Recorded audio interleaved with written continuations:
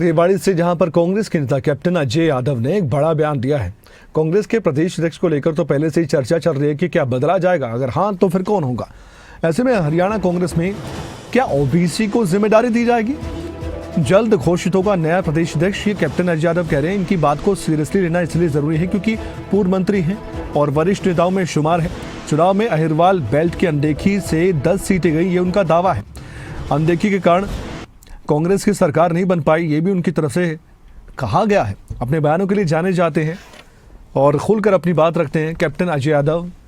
एक बड़ा लंबा अनुभव और राजनीति का, और अहिरवाल क्षेत्र से आते हैं, इसलिए वो कह रहे हैं कि अहिरवाल क्षेत्र की अनदेखी अगर ना की गई होती तो 10 सीटें और बढ़ जाती और फिर सत्ता में आसानी से आया जा सकता था। क्या कहा उन्होंने, सुनते हैं। ओबीसी से बनेगा, ओबीसी का बनेगा। और क्योंकि अहिरवाल में 11 में से 10 सीट हमने खोई हैं और उसका कारण भी यही रहा है, हमारा सरकार नहीं बनने का कारण भी ये रहा है कि अगर ये 10 सीट हम जीत जाते। और हरियाणा के पूर्व मंत्री senior Congress leader captain Ajay Yadav हमारे साथ फोन लाइन पर खुद जुड़ चुके हैं। इस पूरी खबर को लेकर उनसे ही बातचीत कर लेते हैं। सर, स्वागत है आपका खबर अभी तक पर। हाँ जी, बोलो जी। सर, एक बयान दिया आपने, अभी मैं दर्शकों को सुनवा रहा था, पूरा हरियाणा वो आपका बयान सुन रहा था। मैं जानना चाहता हूं, आपने कहा कि प्रदेश अध्यक्ष जल्द ही कांग्रेस का होगा, बदला जाएगा और ओबीसी चेहरा होगा, ये आपने बयान दिया। अभी किस आधार पर कह रहे हैं सर? नहीं, जो आम चर्चा ये है कि ओबीसी चेहरा होगा जी, क्योंकि ओबीसी को तवज्जो अगर नहीं देंगे जी तो पार्टी को इसका नुकसान उठाना पड़ेगा, क्योंकि आप जानते हैं कि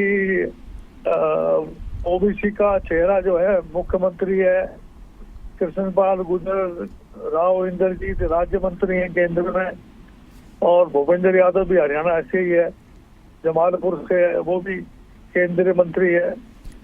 तो सुधा यादव सेंट्रल इलेक्शन कमेटी की मेंबर है। तो इनको अगर ये तवज्जो नहीं देंगे और 11 में से 10 सीट हम हारे हैं हम यहाँ जी, तो अगर ये चाहते हैं कि भाई दोबारा से पार्टी सत्ता में आए जी, तो इनको ये कदम उठाना ही पड़ेगा। जी सर, एक बात और भी आपने कही है, 10 सीटों का जिक्र किया और आपने कहा कि अहिरवाल क्षेत्र की अनदेखी अगर ना होती तो कांग्रेस को चुनाव में फायदा हो सकता था कि सत्ता की कुर्सी तक भी पहुंच जाती। ये आपने किस बिना पर कही है, ये भी थोड़ा बता दें आप। नहीं, अनदेखी तो आप जानते हैं कि भाई जो तवज्जो देनी चाहिए थी जी जी, जो देने चाहिए थे जी, और खास तौर से जो नौकरियों में जो उस वक्त भेदभाव हुआ था जी सर, जी जी जी, उसका खमियाजा हमें भुगतना पड़ा। ठीक है सर, आप सीनियर लीडर हैं और आपकी बात को गंभीरता से लिया जाता है, चाहे वो मीडिया कर्मी हो, हम हो, या फिर आम लोग भी हो, या कांग्रेस के कार्यकर्ता हो। एक अंतिम सवाल है सर, ये जो बात आपने बताई है कि कांग्रेस को ओबीसी चेहरे को बड़ी जिम्मेदारी देनी चाहिए, ये आला कमान तक आप बहुत बात पहुंचा चुके हैं, खुद अपनी जुबानी कह चुके हैं? बिल्कुल बिल्कुल जी, हरिप्रसाद जी से बात हुई है, उनसे भी कह चुका हूँ जी, लिखित में भी जो है सोनिया जी को, राहुल जी को लिख के भेज चुका हूँ कि भाई जो है ओबीसी चेहरा होना चाहिए।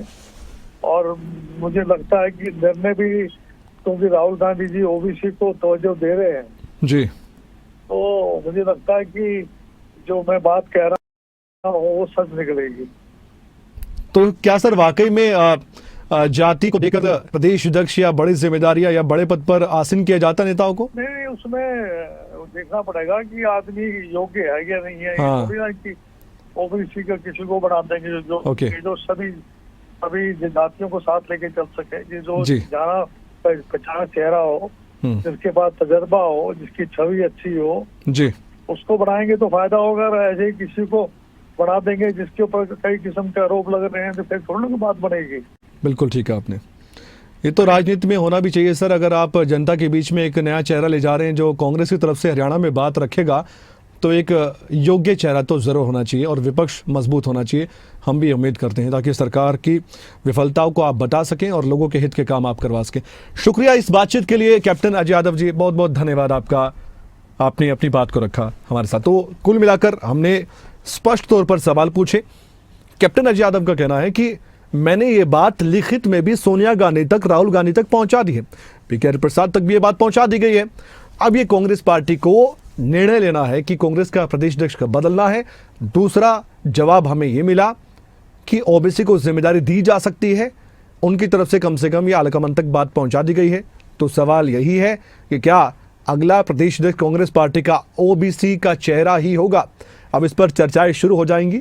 अभी विराम लगा था क्योंकि बीच में चर्चाएं शुरू हुई थी, फिर ठंडे बस्ते में चली गई, लेकिन कैप्टन अजय यादव के बयान के बाद फिर से इस पर कांग्रेस के नेताओं के बयान आना लाजमी लग रहा है।